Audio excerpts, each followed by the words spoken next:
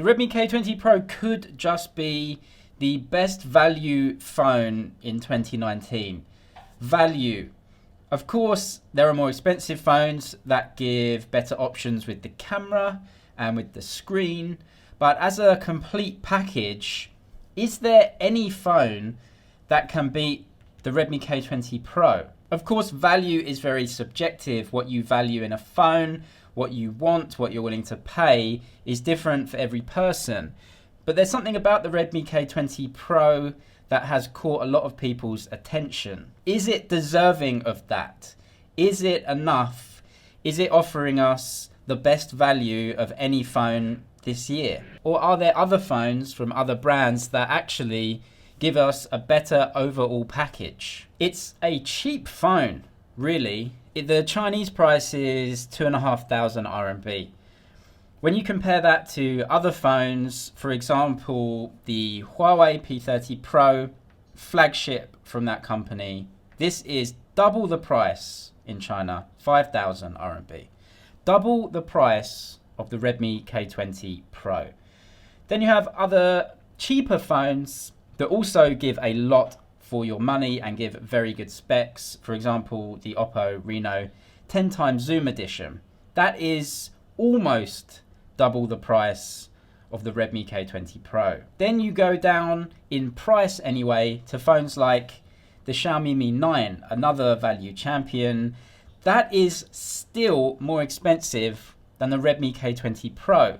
Only by about 400 or 500 RMB now, but still, it's more expensive than this. Why on earth is this phone so cheap? And where are they cutting the corner to give us this price? So let's start with the screen. AMOLED. Enough said. I've never seen an AMOLED screen that I thought was bad. And this one gives you a very, very decent screen.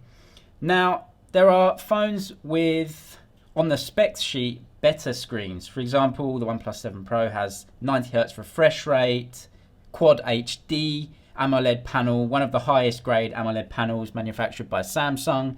Then you have Samsung phones which also have Quad HD and are some of the highest quality panels in the industry. But the theme that runs through the K20 Pro is it's really, really good, and for some reason I just like using it. The screen does its job well. It doesn't pretend to be the very best, the very greatest, but it does the job and it is very, very pleasing. It gives you 80% of the feeling of those extremely high grade phones, the OnePlus 7 Pro and the S10 series, for example, but at a much cheaper price. This is half the price, the OnePlus 7 Pro, and less than half the price of the S10 Plus. Then you get to the chipset, the Snapdragon 855, the best processor you can get in a phone this year.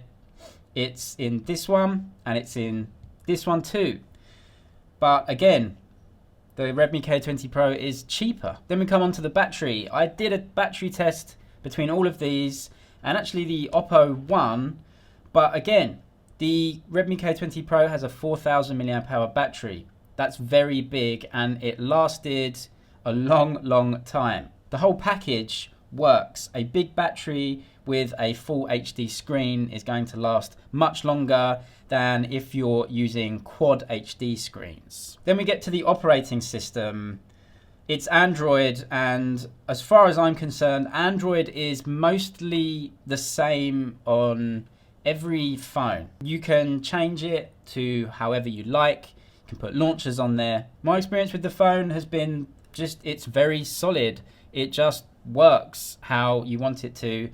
And that's really the theme of the phone. Then we get to the cameras. The Xiaomi Mi 9 I think has slightly more expensive camera units. In my tests, the Mi 9 comes out on top, maybe just. At least that's my preference. It's very subjective. Then when you compare it to phones like the Oppo Reno or even the P30, those phones have really great cameras, specifically the P30 Pro. This phone is double the price and the camera probably, in my opinion, is twice as good. Whenever I use this phone, I'm consistently surprised how good the images look out of it. Looks like it was taken by a camera. So in that respect, it's worth the money for the upgrade. But when you look at the package, again, the screen, the processor in this isn't beaten by the K20 Pros, in my opinion. So what are the downsides of the K20 Pro? I've just spent the last few minutes saying how good it is.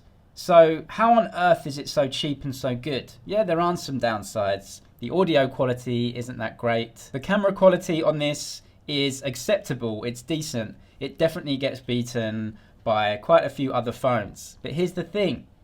None of those phones even come close to the price of this. And that is why this has been touted as the best value phone of 2019. As a package, you always come back to that price.